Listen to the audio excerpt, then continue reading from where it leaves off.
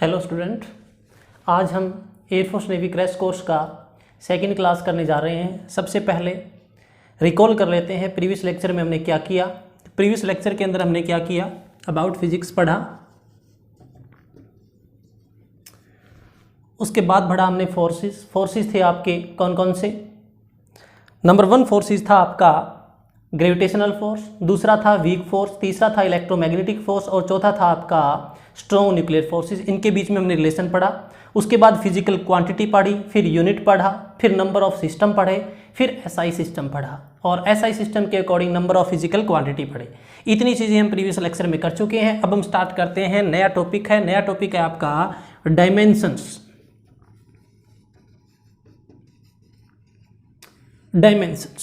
Dimensions क्या होता है? डायमेंशनल फॉर्मूला वो फॉर्मूला है जो आपको ये बताए कि दी गई फिजिकल क्वांटिटी के अंदर कौन कौन सी फंडामेंटल फिजिकल क्वांटिटी यूज हुई है और कितनी बार यूज हुई है। उसे क्या बोलते हैं? Dimensional formula. क्या बोलते हैं उसे? Dimensional formula.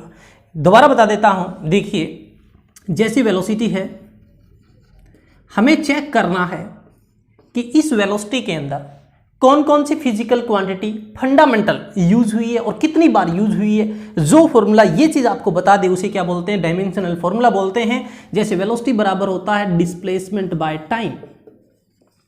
डिस्प्लेसमेंट एक लेंथ है, टाइम t, तो क्या आया? मास यहां पे 0, L1 t-1। तो ये फॉर्मूला आपको ये बता रहा है कि वेलोसिटी के अंदर मास 0 बार यूज हुआ, लेंथ 1 बार यूज हुई और टाइम 1 बार रेसिप्रोकल यूज हुआ। तो जो आपको ये बताता है कि कौन कौन सी फिजिकल क्वांटिटी यूज हुई और कितनी बार यूज हुई, ये जो चीज आपको बता दे उसे क्या बोलते हैं? डायमेंशनल फॉर्मूला बोलते हैं। अब देखिए डायमेंशनल फॉर्मूले के अकॉर्डिंग फिजिकल क्वांटिटी को 4 कैटेगरी के अंदर बांटा गया है। पहली कैटेगरी है डायमेंशनल फुल फिजिकल क्वांटिटी। पहला कैटेगरी क्या है? Dimensional full physical quantity. इस कैटेगरी के अंदर वो फिजिकल क्वांटिटी आती है जिनका डायमेंशनल फॉर्मूला होता है। For example force. फोर्स क्या होता है? Mass into acceleration. Mass into acceleration क्या होता है? Change in velocity by time. तो मास 1 बार यूज हुआ, वेलोसिटी का ये निकाल रखा L1 t-1 और डिवाइड में t है, तो क्या आया? m1 L1 t-2। This is the dimensional formula of force. इस कैटेगरी में वो फिजिकल क्वांटिटी रखी जाएगी जिनका डायमेंशनल फॉर्मूला होता है। For example power. पावर से पहले पढ़ेंगे वर्क। वर्क क्या होता है? Force into displacement. फोर्स का ये रहा m1 L1 t-2। डिस्प्लेसमेंट एक लेंथ है, तो क्या आया वर्क का? m1 L2 t-2। This is the dimensional formula of work. Work और एनर्जी का क्या होता है? बराबर होता है। चाहे आपसे मैकेनिकल एनर्जी पूछे, चाहे आपके काइनेटिक एनर्जी पूछे, चाहे पोटेंशियल एनर्जी पूछे, चाहे थर्मोडायनेमिकल एनर्जी पूछे, कोई भी एनर्जी का डायमेंशन फॉर्मूला पूछे तो वो वर्क के बराबर होता है m1 L2 t-2। और एग्जांपल पढ़ते हैं पावर। पावर देखिए,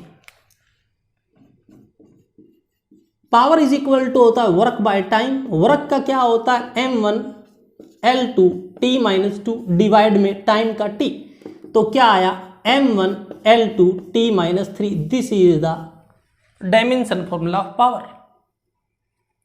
इसके बाद पढ़ते हैं हम पावर ऑफ लेंस। अब बच्चे क्या करते हैं? पावर और पावर लेंस का बराबर कर देते हैं। ऐसा नहीं होता। पावर ऑफ लेंस क्या होती है? Reciprocal of focal length. Focal length एक लेंथ है, तो क्या आया? L-1। पावर ऑफ लेंस का क्या होता है? L-1 होता है। क्या होता है? L-1 होता है। चलो और पढ़ते हैं। तो पावर और पावर ऑफ लेंस का बता चुका हूं यहां पे। इसके बाद देखिए आपसे पूछ ले स्पेसिफिक हीट का।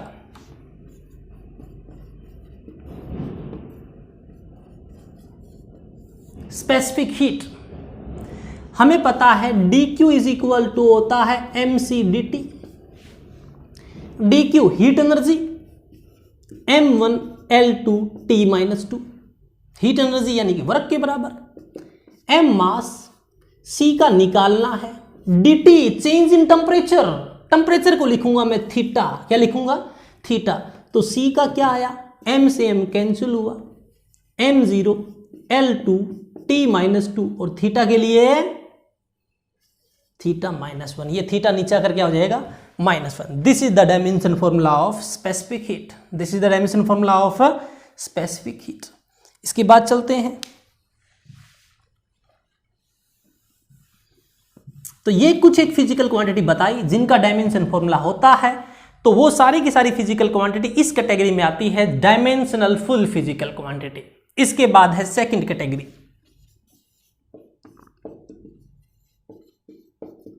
Dimensional less physical quantity.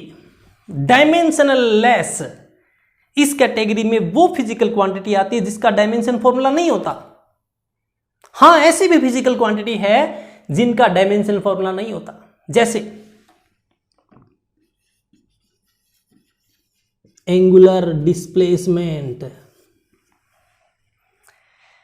Angular displacement एक ऐसी फिजिकल क्वांटिटी है जिसकी यूनिट तो होती है बट डायमेंशन फॉर्मूला नहीं होता। हां, आपसे कभी भी आपसे पूछे एंगुलर डिस्प्लेसमेंट या एंगल एक ऐसी फिजिकल क्वांटिटी है जिसका यूनिट तो होता है रेडियन और स्ट्रेडियन बट डायमेंशनल फॉर्मूला नहीं होता। क्यों नहीं होता? Angular displacement theta is equal to क्या होता है? Length of arc divide, length of arc divide radius. Length of arc metre में होगी यानी कि लेंथ है, रेडियस लेंथ है, लेंथ से लेंथ कैंसिल हुआ, dimension formula M0 L0 T0। देखिए, एंगुलर डिस्प्लेसमेंट एक ऐसी फिजिकल क्वांटिटी है जिसका डायमेंशन फॉर्मूला नहीं होता बट यूनिट होती है रेडियन और स्ट्रेडियन। और देख लीजिए स्ट्रेन, स्ट्रेन ये रेशियो है किसका? स्ट्रेन। स्ट्रेन होता है चेंज इन कॉन्फ़िगरेशन डिवाइड में ओरिजिनल कॉन्फ़िगरेशन। कॉन्फ़िगरेशन का मतलब लेंथ भी हो सकता है, कॉन्फ़िगरेशन का मतलब क्या है? लेंथ भी हो सकता है, वॉल्यूम भी हो सकता है। लेंथ, ऊपर लेंथ नीचे लेंथ, लेंथ से लेंथ कैंसिल हो गए तो स्ट्रेन का कोई डायमेंशन फॉर्मूला नहीं होता। तो स्ट्रेन हुआ, एंगुलर डिस्प्लेसमेंट हुई, ये एक ऐसी फिजिकल क्वांटिटी है जिनका डायमेंशन फॉर्मूला नहीं होता। तो पहली category dimensional full physical quantity, दूसरी category dimensionless physical quantity. अब चलते हैं थर्ड कैटेगरी पे।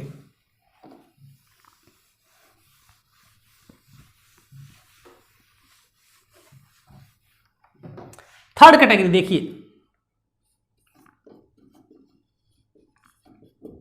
Dimensional full constant. इस कैटेगरी में वो कांस्टेंट आते हैं, इस कैटेगरी में वो कांस्टेंट आते हैं जिनका डायमेंशनल फॉर्मूला होता है। हाँ जी, ऐसे कांस्टेंट है जिनका डायमेंशन फॉर्मूला होता है। For example Stefan Boltzmann constant. Stephen law क्या होता है? स्टीफन लॉ क्या होता है? देखिए, हीट पर unit area per unit time, heat पर unit area per unit time directly proportional होता है टेम्परेचर की power 4। Heat M1 L2 T-2 work के बराबर है heat energy, area metre square है तो L square, time T is equal to temperature की पावर 4। प्रोपोर्शनल का साइन आते तो कांस्टेंट आता है बोल्ट्जमैन कांस्टेंट, और टेम्परेचर को रिप्रेजेंट करेंगे थीटा की पावर 4। सिग्मा का निकालना है, L स्क्वायर से L स्क्वायर कैंसिल हुआ, T ऊपर जाकर M1 L0 T-3 और थीटा नीचे आकर ऊपर जाएगा तो -4। थीटा टेम्परेचर को रिप्रेजेंट कर रहा है। कई बार थीटा को K से भी रिप्रेजेंट करते हैं जी, कई बार थीटा को K से भी रिप्रेजेंट करते हैं। तो ये किसका डायमेंशन फॉर्मूला है? स्टीफन बोल्ट्जमैन कांस्टेंट, सिग्मा का। तो सिग्मा एक ऐसा कांस्टेंट है जिसका डायमेंशन फॉर्मूला होता है। और देखते हैं प्लैंक्स कांस्टेंट। और क्या देखते हैं? Planck's constant. ये सारे के सारे जो कांस्टेंट बता रहा हूं इंपॉर्टेंट है। E is equal to h nu, E energy, H Planck's constant, nu frequency. आपको पता है एनर्जी वर्क के बराबर होता है m1L2T-2, h का निकालना है, frequency reciprocal of time period, t ऊपर जाके मल्टीप्लाई हो जाएगा, m1L2T-2 और +1, t क्या हो जाएगा आपका -1। This is the dimension formula of Planck's constant. किसका डायमेंशन फॉर्मूला है? इसी तरह आप ग्रेविटेशनल कांस्टेंट का निकाल सकते हो, इसी तरह आप इलेक्ट्रोस्टैटिक कांस्टेंट का निकाल सकते हो, इसी तरह आप गैस कांस्टेंट का निकाल सकते हो। तो ये वो कांस्टेंट है जिनका डायमेंशन फॉर्मूला होता है। चलते हैं आगे। फोर्थ कैटेगरी, ये आपकी थर्ड कैटेगरी थी डायमेंशनल फुल कांस्टेंट। इसमें वो कांस्टेंट आते हैं जिनका डायमेंशन फॉर्मूला होता है, हम पढ़ चुके हैं। इसके बाद है fourth category dimensional less constant. हाँ जी, सही सुना आपने। इस कैटेगरी में वो कांस्टेंट आते हैं जिसका डायमेंशन फॉर्मूला होता ही नहीं है, न्यूमेरिक वैल्यू। ऐसे कांस्टेंट जिनके कोई यूनिट नहीं होती, कोई न्यूमेरिक वैल्यू, उनका कोई डायमेंशन फॉर्मूला नहीं होता। यदि आपसे पूछा जाए दो का डायमेंशन फॉर्मूला बताइए, कोई यूनिट नहीं है, डायमेंशन लेस होगा। इसका डायमेंशन फॉर्मूला क्या होगा? m0L0। सारी की सारी न्यूमेरिक वैल्यू कौन से कांस्टेंट होते हैं? डायमेंशन लेस कांस्टेंट होते हैं। तो ये वो कैटेगरी है जिसके अकॉर्डिंग फिजिकल क्वांटिटी और कांस्टेंट को रखा गया है डायमेंशनल फॉर्मूला के अकॉर्डिंग। आगे बढ़ते हैं।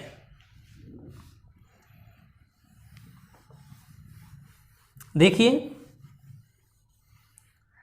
अरेंजमेंट को छोटा मोटा मत समझें, कंसेप्ट के ऊपर फोकस करें। क्या पढ़ा रहा हूं मैं आपको गारंटी देता हूं, विश्वास दिलाता हूं, जो बच्चा एयरफोर्स नेवी की तैयारी कर रहा है, मैं इन 60 दिनों के अंदर जितने भी टॉपिक कराऊंगा, फिजिक्स के अंदर आपके जो 25 क्वेश्चंस है उनमें से आपका एक भी गलत नहीं होने दूंगा।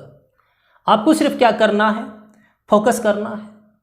जो नोट्स प्रोवाइड किए जा रहे हैं उनको फॉलो करना है, पढ़ना है, और जो टेस्ट सीरीज मैं दूंगा उसको सोल्व करना है बस। और डाउट आए तो किसी भी टाइम व्हाट्सएप पे या कॉल आप करके आप डाउट का सॉल्यूशन करवा सकते हो। तो देखिए, इस महामारी का आप लोग फायदा उठाइए। फायदा किसके अंदर? पढ़ाई के अंदर उठाइए। घर बैठकर आप अपनी पढ़ाई कीजिए, आपको बहुत कुछ मिलने वाला है और आपकी सपनों को मैं नई उड़ान जरूर दूंगा। जो बच्चा मुझे फॉलो कर रहा है, मैं प्रॉमिस करता हूं वो जरूर एयरफोर्स की वर्दी पहनेगा। चलिए आगे बढ़ते हैं। इसके बाद है इंपॉर्टेंस ऑफ डायमेंशनल फॉर्मूला या डायमेंशनल एनालिसिस। क्या इंपॉर्टेंस है इसका? पहला, to convert unit from one system to another system.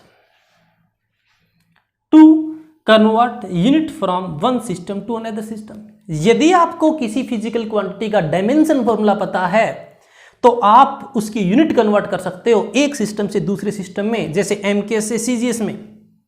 जैसे एग्जामिनर कहे फोर्स की यूनिट कन्वर्ट करो एमकेएस से सीजीएस में, क्या होगा?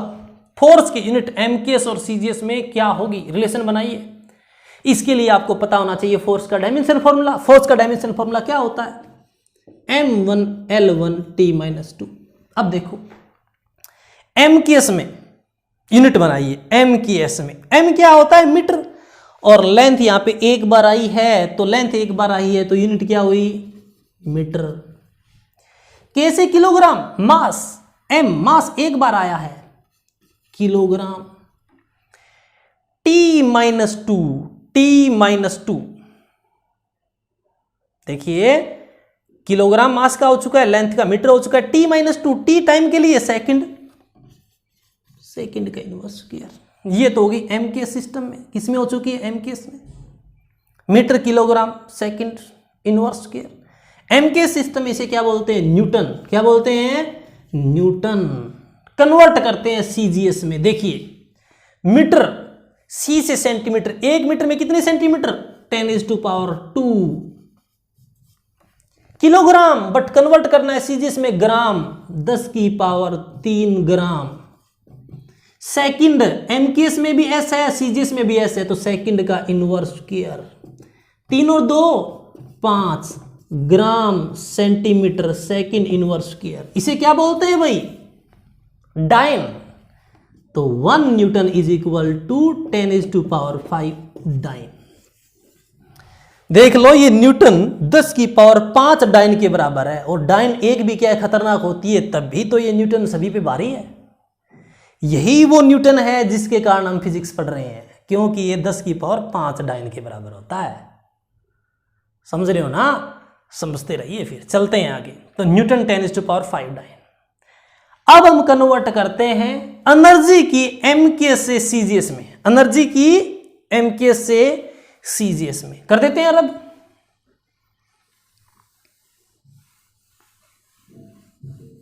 देखिए जी, एनर्जी डायमेंशन फॉर्मूला पता होना चाहिए, m1L2T-2। सबसे पहले एमकेएस में, m मास एमकेएस में किलोग्राम, L लेंथ एमकेएस में metre square, T-2 second inverse square is equal to CGS में किलोग्राम को ग्राम में, ग्राम हो गया, मीटर 1 मीटर में 100 सेंटीमीटर यानी कि 10⁻² सेंटीमीटर, 10⁻² का स्क्वायर है तो 10⁻4 सेंटीमीटर स्क्वायर, सेकंड का सेकंड, 4 और 3 7। देखिए एमकेएस में एनर्जी की यूनिट होती है जूल, और सीजीएस में यूनिट क्या होती है? अर्ग। तो 1 जूल इज इक्वल टू 10⁷ अर्ग, 10⁷ अर्ग। फोर्स की 1 न्यूटन बराबर 10⁵ डाइन, एनर्जी की 1 जूल इज इक्वल टू 10⁷ अर्ग। इसी तरह आप कर सकते हो कोफिशिएंट ऑफ विस्कोसिटी की, और उसके लिए आप फॉर्मूला यूज करोगे F is equal to eta A dv by dx, eta A dv by dx। Newton law of, Newton's viscous law है, न्यूटन्स विस्कस लॉ है। इसके अकॉर्डिंग विस्कस फोर्स निकालने का फॉर्मूला होता है eta A dv by dx, where A area, eta coefficient of viscosity, F force, dv by dx velocity gradient. इसकी help से आप रिलेशन निकाल सकते हो, और जब रिलेशन निकालोगे तो आएगा 1 पास इज इक्वल टू 10 पोइज, 1 पास is equal to 10 poise. Homework है, करके देखिए। चले आगे। ये पहला एप्लीकेशन है, इंपॉर्टेंस है, डायमेंशनल फॉर्मूला का एप्लीकेशन है, to convert the unit from one system to another system. चलते हैं आगे।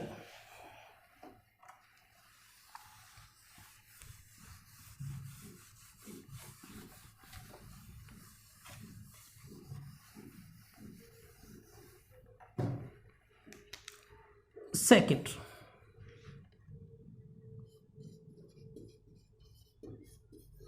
Principal of homogeneity, principle of homogeneity. यह प्रिंसिपल क्या बताता है? इस प्रिंसिपल ऑफ होमोजेनिटी से सबसे पहले आप यह चेक कर सकते हो कि दी गई इक्वेशन, दी गया फिजिकल फॉर्मूला सही है या गलत है। और यह प्रिंसिपल ऑफ होमोजेनिटी यह बताता है कि सेम नेचर की फिजिकल क्वांटिटी में सेम नेचर की फिजिकल क्वांटिटी ऐड हो सकती है और सब्ट्रैक्ट हो सकती है। जैसे मास में मास ऐड होगा, मास में मास सब्ट्रैक्ट होगा, बट कभी भी मास में लेंथ ना ऐड हो सकती है ना ही सब्ट्रैक्ट हो सकती है। लेंथ में लेंथ ही ऐड हो सकती है, लेंथ में लेंथ ही क्या हो सकती है? सब्ट्रैक्ट हो सकती है। सेम नेचर की फिजिकल क्वांटिटी में सेम नेचर की फिजिकल क्वांटिटी को हम ऐड कर सकते हैं या सब्ट्रैक्ट कर सकते हैं। इस टर्म को क्या बोलते हैं? Principal of homogeneity. इसका यूज करके आप चेक कर सकते हो accuracy of the given formula. यदि आप कंफ्यूज हो कि दिया गया फॉर्मूला सही है या गलत है, इसके लिए आप क्या लगा सकते हो? Principal of homogeneity. जो दो टर्म या दो से अधिक टर्म आपस में ऐड हो रही है और सब्ट्रैक्ट हो रही है, उनका आपस में डायमेंशन फॉर्मूला सेम होना चाहिए। क्या होना चाहिए? Same. For example S is equal to ut plus half AT square. यदि आपको चेक करना है ये फॉर्मूला ठीक है या गलत है, तो देखिए आपको पता है S डिस्प्लेसमेंट है, तो डिस्प्लेसमेंट भाई किसके बराबर हो सकता है? डिस्प्लेसमेंट के बराबर होगा ना, डिस्प्लेसमेंट वर्क के बराबर तो हो नहीं सकता। तो ये डिस्प्लेसमेंट है, तो इस साइड भी क्या होगा? डिस्प्लेसमेंट। और यहां पे 2 टर्म ऐड हो रही है, और 2 टर्म ऐड हो रही है तो दोनों का डायमेंशन फॉर्मूला किसके बराबर होगा? डिस्प्लेसमेंट के। करके देख लो, डिस्प्लेसमेंट का L is equal to U by t. U velocity है, L by t into time T। T से T कैंसिल, देखिए L आ चुका है, इज इक्वल टू 1/2। कॉन्स्टेंट है, न्यूमेरिक वैल्यू का होता ही नहीं है। ए एक्सेलरेशन मीटर पर सेकंड स्क्वायर, मीटर के लिए L पर सेकंड स्क्वायर का टी स्क्वायर और इंटू टी का स्क्वायर है, टी स्क्वायर से टी स्क्वायर कैंसिल हुआ, L L L। देखिए हर टर्म का डायमेंशन फॉर्मूला क्या आया? सेम, यानी कि दी गई इक्वेशन सही है। यहां पर मैं सिर्फ आपको इतना बताना चाहूंगा, प्रिंसिपल ऑफ होमोजेनिटी ये कहती है यदि कोई दो अलग अलग नेचर की फिजिकल क्वांटिटी है तो अलग अलग नेचर की फिजिकल क्वांटिटी को सिर्फ आप मल्टीप्लाई और डिवाइड कर सकते हैं। अलग अलग नेचर की फिजिकल क्वांटिटी को ना तो ऐड कर सकते हैं ना ही सब्ट्रैक्ट कर सकते हैं। बट यदि कोई 2 या 2 से अधिक फिजिकल क्वांटिटी सेम नेचर की है तो उनको ऐड भी कर सकते हैं, उनको सब्ट्रैक्ट भी कर सकते हैं, और उनको मल्टीप्लाई भी कर सकते हैं, और उनको डिवाइड भी कर सकते हैं। अब एक क्वेश्चन है, सुनिए। इस प्रिंसिपल ऑफ होमोजेनिटी के ऊपर एक क्वेश्चन है, सुनिए। There is 2 physical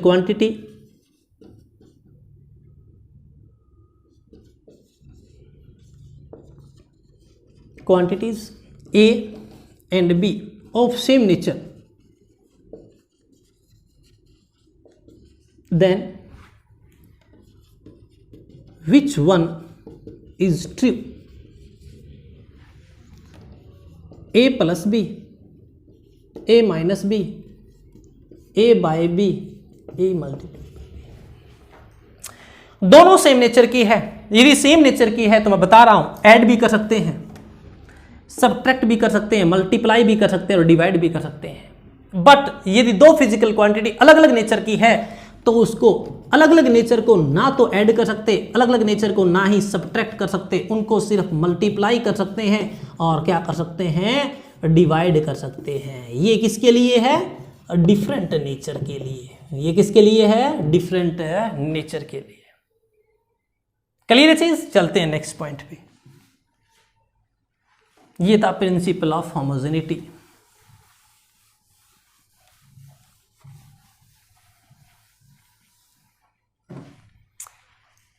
इसके बाद देखिए third use.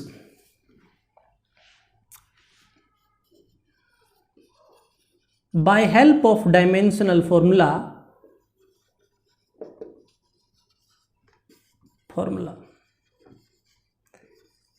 you can make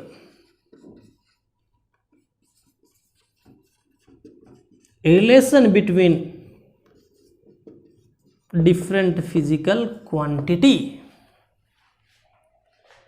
यदि आपको डायमेंशन फॉर्मूला पता है तो आप 2 या 2 से अधिक फिजिकल क्वांटिटी के बीच में क्या बना सकते हो? रिलेशन बना सकते हो।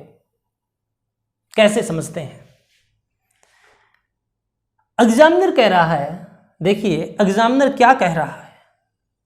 एग्जामिनर ये कह रहा है कि time period of simple pendulum is depend upon time period of simple pendulum is depend upon length L of pendulum and acceleration due to gravity G। Time period of simple pendulum is depend upon length of pendulum as well as acceleration due to gravity G. Then find the relation between time period, length and gravity. ये आप solve कर सकते हो यदि आपको इन तीनों का dimension formula पता है। अब सुनिए क्या कह रहा है कि टाइम पीरियड डिपेंड करता है लेंथ ऑफ पेंडुलम के। अब आपको नहीं पता ये डायरेक्टली प्रोपोर्शनल है, इनवर्सली प्रोपोर्शनल है, पावर 2 है, 3 है, 4 है। अज्यूम कर लो T डिपेंड कर रहा है L की पावर A और T डिपेंड कर रहा है acceleration due to gravity, power इसकी भी क्या ले लो B। दोनों को कंबाइंड करके लिख दो। लिख दिया। अब देखो यहां पे प्रपोजल का साइन हटाने के बाद अज्यूम कर लिया कि कांस्टेंट कितना है, 1 है। कांस्टेंट कितना, 1। अब दोनों साइड क्या लगा दो, डायमेंशन फॉर्मूला। टी का m0 l0 t1 is equal to length का l की power a। G acceleration due to gravity. Acceleration क्या होता है, मीटर पर सेकंड स्क्वायर। एक्सेलरेशन क्या होता है, मीटर पर, मीटर के लिए l, सेकंड स्क्वायर के लिए टाइम पीरियड b। तो m0 l0 t1 la lb t minus 2b। Clear है ये चीज? देखते जाइए क्या आया, m0 l0 t1 is equal to la lb t minus 2b। अब आपको पता है यदि दोनों बराबर है तो दोनों साइड का डायमेंशन फॉर्मूला क्या होना चाहिए, सेम। प्रिंसिपल ऑफ होमोजेनिटी, दोनों इक्वल तभी होंगे जब डायमेंशन फॉर्मूला क्या होगा, सेम होगा। तो कंपेयर करो। सबसे पहले कंपेयर करते हैं मास को, left hand side right hand side. Mass कितना, 0, इस साइड कितना, 0, बात सही है। फिर करते हैं लेंथ को। लेंथ लेफ्ट हैंड साइड कितनी, 0, और राइट हैंड साइड कितनी, a और b, पावर ऐड होगी तो a plus b। Time, time कितना, लेफ्ट हैंड साइड 1 और राइट हैंड साइड कितना, माइनस 2b, तो b कितना आया, -1/2। b -1/2 वैल्यू पुट करो, 0 is equal to a -1/2। a कितना आया, 1/2। a की वैल्यू 1/2, b की वैल्यू -1/2। ये रहा फॉर्मूला। क्या है formula, t is equal to l की पावर a g की पावर b। वैल्यू पुट करो, a की वैल्यू, g की वैल्यू, क्या आ गया formula, √l/g। t is equal to होता है √l/g। This is the relation between t, l and g। इस तरह आप किन्हीं भी इन नंबर ऑफ फिजिकल क्वांटिटी के बीच में क्या बना सकते हो, रिलेशन बना सकते हो इसी मेथड से, इसी मेथड से। चलते हैं नेक्स्ट पॉइंट पे। अब है ड्रॉबैक ऑफ डायमेंशनल एनालिसिस। क्या ड्रॉबैक है इस डायमेंशनल एनालिसिस की?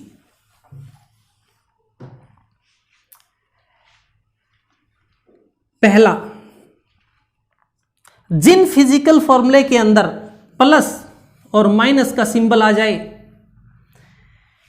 जिन फिजिकल फॉर्मूले के अंदर प्लस और minus, for example s is equal to ut plus half at square, ये फॉर्मूला आप ड्राइव नहीं कर पाओगे। डायमेंशन एनालिसिस की हेल्प से आप उन्हीं फॉर्मूले को ड्राइव कर सकते हो जिसके अंदर मल्टीप्लाई और डिवीजन हो रहा है। प्लस और माइनस वाला ये सॉल्व नहीं कर पाता, ये पहला ड्रॉबैक है। दूसरा, trigonometric function, exponential function, logarithmic function वाले फिजिकल फॉर्मूला ये ड्राइव नहीं कर पाएगा। ये इसका सेकंड ड्रॉबैक है, ये फॉर्मूले ड्राइव नहीं कर सकता। Third, if number of equation are less than unknown term, जैसे ये आया था t l a t g b, थोड़ी देर पहले अननोन कितना a और b 2 है, नंबर ऑफ इक्वेशन कितनी 2 है। बट यदि number of equation unknown term से कम हो जाती है तो आप उनके बीच में कोई रिलेशन नहीं बना पाओगे। यदि रिलेशन बनानी है तो याद रखना, number of equation greater than equal to होना चाहिए नंबर ऑफ अननोन टर्म। जो ए बी सी डी है उनसे या तो नंबर ऑफ इक्वेशन ज्यादा होनी चाहिए या बराबर होनी चाहिए, तभी आप रिलेशन बना सकते हो, अदरवाइज रिलेशन नहीं बना पाओगे। तो these are the different drawback of dimensional analysis. ये था डायमेंशनल फॉर्मूला का टॉपिक। इसके ऊपर मैं आपको एक न्यूमेरिकल बता देता हूं।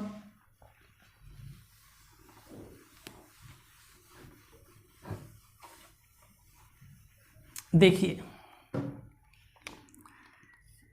p plus a by v square into v minus b is equal to R T.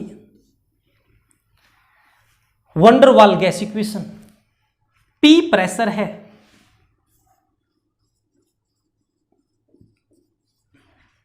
V volume है,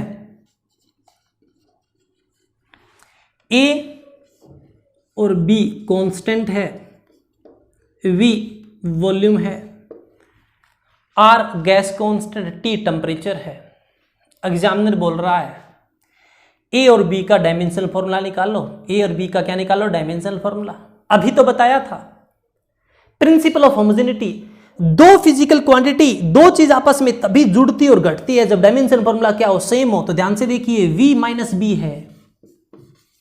अरे वॉल्यूम में घट सकता है, वॉल्यूम में ऐड हो सकता है। तो जो डायमेंशन फॉर्मूला वॉल्यूम का है वही किसका होगा? B का।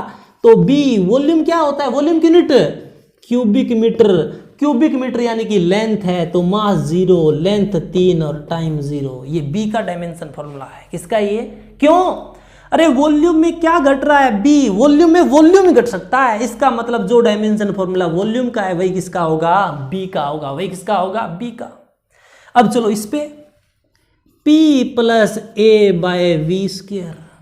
अरे प्रेशर में ऐड हो रहा है A by v square. Pressure में ऐड हो रहा है A by v square. Pressure में ऐड प्रेशर ही हो सकता है, तभी तो ऐड हुआ वो। तो यानी कि जो प्रेशर का है वही होगा A बाय वी स्क्वायर का। प्रेशर फोर्स पर यूनिट एरिया। प्रेशर क्या होता है? फोर्स पर unit area is equal to A by v square. Force का M1 L1 T-2, area metre square A। Volume का L क्यूब होता है और वॉल्यूम का स्क्वायर है तो L6। L स्क्वायर से कैंसिल हुआ, 4 बची, 4 और 1 5, 4 और 1 5। तो M1 L5 T-2 किसका आ गया? किसका आ गया? ये A का डायमेंशनल फॉर्मूला। ये A का है, ये आपका B का है। तो किसकी हेल्प से सोल्व किया? प्रिंसिपल ऑफ होमोजेनिटी की हेल्प से। प्रिंसिपल ऑफ होमोजेनिटी की हेल्प से। तो ये कंसेप्ट था डायमेंशनल फॉर्मूला और डायमेंशनल एनालिसिस का। इसके बाद चलते हैं नए टॉपिक पे।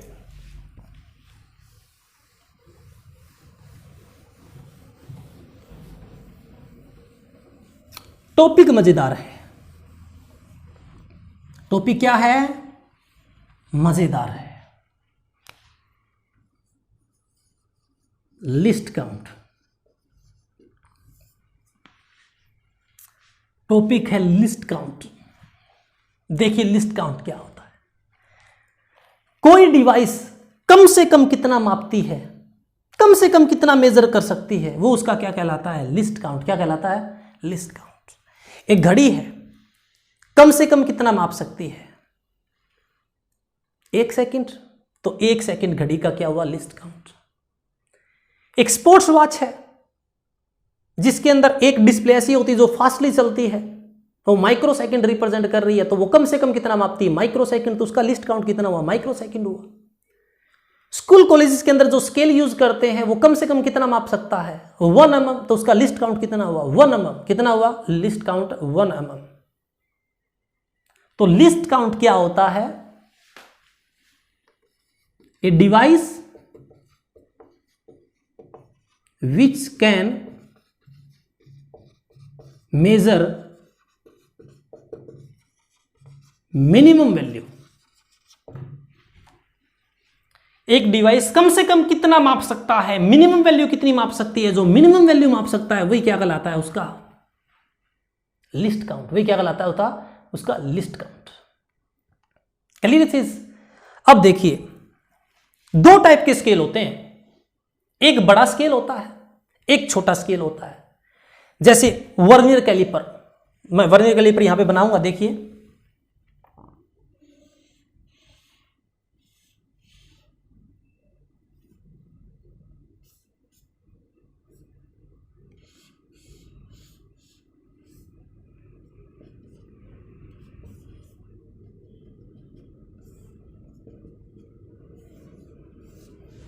Vernier caliper.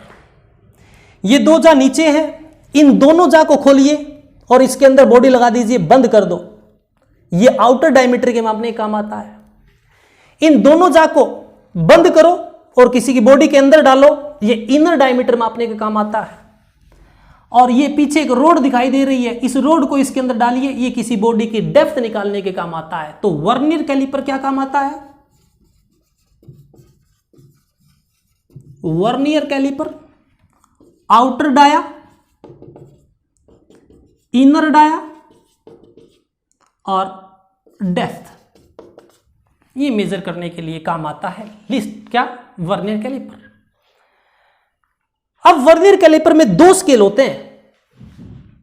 एक स्केल तो होता है फिक्स, जो मूव नहीं करता, जो होता है मेन स्केल। जो क्या होता है? मेन स्केल, जो नॉर्मल स्केल की तरह होता है। इसका लिस्ट काउंट कितना होता है? ये कम से कम कितना मापता है? नॉर्मल स्केल कितना मापता है? mm, तो इसका लिस्ट काउंट कितना हुआ? 1 mm। और एक स्केल ऐसा होता है, जो बॉक्स दिखाई दे रहा है, इसके अंदर एक मूविंग स्केल होता है। जब हम जा को ओपन या बंद करते हैं तो ये स्केल मूव करता है। इस मूविंग स्केल को बोलते हैं vernier scale, moving scale, circular scale, small scale. ये स्केल स्मॉल होता है। क्या होता है? स्मॉल। तो वन मेन स्केल डिवीजन, जो मेन स्केल है उसका एक division minus 1 vernier scale division. एक मेन स्केल डिवीजन में से एक वर्नियर स्केल डिवीजन घटा दो, क्या आ जाएगा? लिस्ट काउंट आ जाएगा। क्या आ जाएगा? लिस्ट काउंट आ जाएगा। क्या होता है लिस्ट काउंट निकालने का formula? 1 main scale division minus 1 vernier scale division divide में क्या? List count. आज मैं आपको लिस्ट काउंट के बारे में जो डाउट है वो क्लियर करने जा रहा हूं। देखते रहिए कि लिस्ट काउंट का फंडा है क्या। सुनिए, कर रहा हूं। अब ये जो स्क्रीनशॉट लेना है एक बार ले लीजिए। देखिए, लिस्ट काउंट समझाऊंगा मैं आपको, और आज लिस्ट काउंट समझाऊंगा, इसके बाद लिस्ट काउंट में कभी भी दिक्कत नहीं आने वाली। ये मेरा प्रॉमिस है आपको। लिस्ट काउंट आज बताऊंगा, उसके बाद कोई दिक्कत आने वाली नहीं है।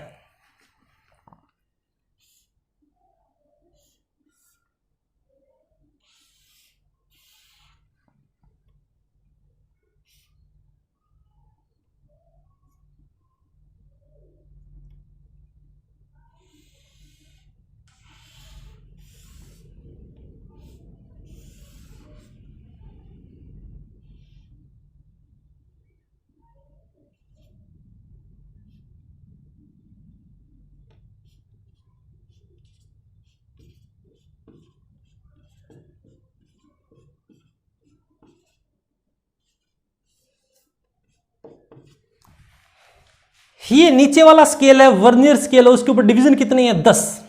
कितने डिवीजन है? 10 डिवीजन है इसके ऊपर। और ऊपर है एक मेन स्केल। ऊपर क्या है इसके? मेन स्केल 0,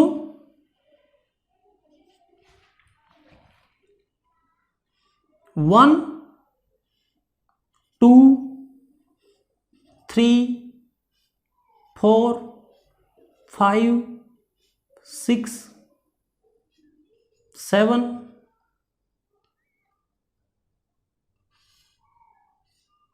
8 और 9।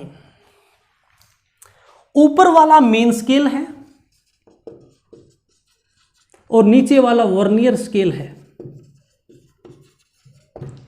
मेन स्केल आपको पता है किसमें होता है? mm में। इसका एक डिवीजन किसके बराबर है? mm के बराबर। ध्यान से देखिए, इस 10 डिवीजन के सामने कौन है? 9 डिवीजन है। कौन सा डिवीजन है? 9। इसका मतलब क्या हुआ? 9 कौन सा? मेन स्केल डिवीजन बराबर है किसके? ये कितने डिवीजन है? 10 vernier scale division. 9 main scale division बराबर है 10 वर्नियर स्केल डिवीजन, क्योंकि नीचे वाले 10 और ऊपर वाले कितने दे रखे हैं? 9 दे रखे हैं। अब सुनो एक चीज, अब जब ये जा बिल्कुल बंद है, जब ये जा दोनों बिल्कुल बंद है, ऊपर वाले का 0 और नीचे वाला का 0 कोइंसाइड है, और लास्ट में ऊपर वाले का 9 और नीचे वाले का 10 कोइंसाइड है, और ये बंद है। क्या ये बंद है।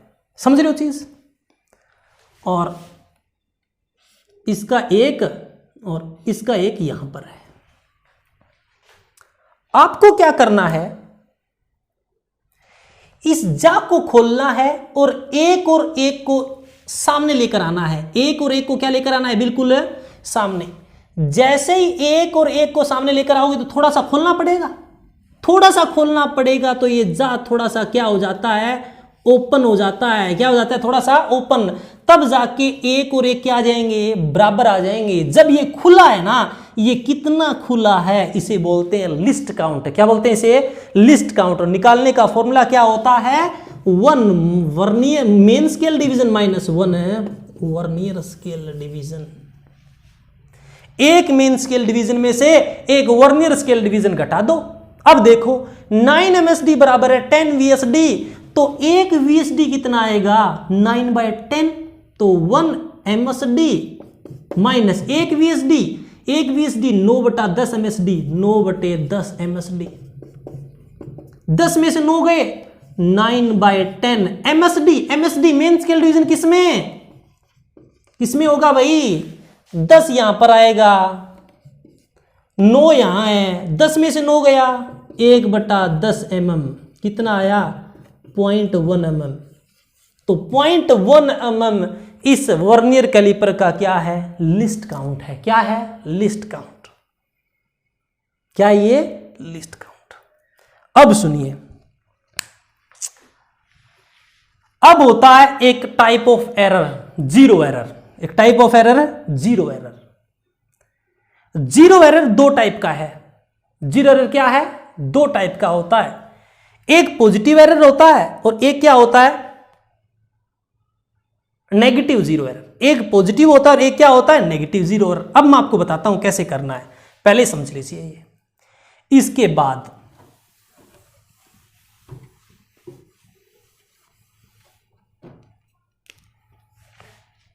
जीरो एरर पॉजिटिव कब होता है, दोनों जा को बंद कर दो।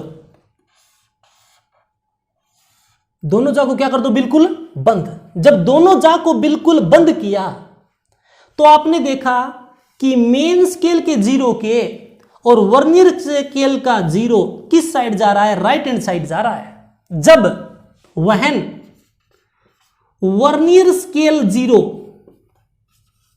Goes to right hand side to zero of main scale, यदि वर्नियर का जीरो, नीचे वाले का जीरो, ये जीरो मेन स्केल के जीरो के राइट हैंड साइड में जाए, कब, जब दोनों जा को बंद कर दें, उस टाइम जो एरर है उसे बोलते हैं क्या, पॉजिटिव एरर। क्या बोलते हैं उसे, पॉजिटिव एरर। पॉजिटिव एरर निकलता कैसे है, पॉजिटिव एरर निकलता कैसे है, सुनिए, बहुत बड़ी इंटरेस्टिंग चीज है। पॉजिटिव एरर निकलता कैसे है, जब दोनों जा को बंद करोगे तो इनमें से कोई ना कोई डिवीजन आपस में कोइंसाइड हो जाएगा, बिल्कुल स्ट्रेट हो जाएगा। मान लेते हैं जब आपने दोनों जा को बंद किया तो 4 और 4 बिल्कुल क्या आ गए, स्ट्रेट आ गए। कोई एक डिवीजन ऐसा आएगा जो बिल्कुल स्ट्रेट आएगा। तो पॉजिटिव एरर निकालने का मीनिंग क्या है, नंबर विच कोइंसाइड, जो डिवीजन कोइंसाइड हो रहा है, नंबर जो कोइंसाइड हो रहा है, multiply list count, multiply list count. कौन सा डिवीजन कोइंसाइड हो रहा है, 4, तो 4 गुना लिस्ट काउंट कितना होता है वर्नियर का, 0.1, तो कितना आया, 0.4 आया। कितना आया, तो इसका पॉजिटिव एरर कितना, 0.4। मान लो आपने कोई रीडिंग कर ली, आंसर आ गया 10.4, तो आपको पता है ये 0.4 ज्यादा माप रहा है, तो एक्चुअल वैल्यू कितनी हुई, 10.4 में से पॉजिटिव एरर क्या करना पड़ेगा, घटाना पड़ेगा। वैल्यू कितनी आई, 10 आई। यदि एरर जीरो एरर पॉजिटिव है तो रिजल्ट निकालने के लिए वो घटाना पड़ेगा। क्या करना पड़ेगा, घटाना पड़ेगा। तो पॉजिटिव एरर कब होता है, जब वर्नियर स्केल का जीरो मेन स्केल के जीरो के राइट हैंड साइड में चला जाए तो पॉजिटिव एरर है। कौन सा एरर है, पॉजिटिव एरर है। चलो चलते हैं।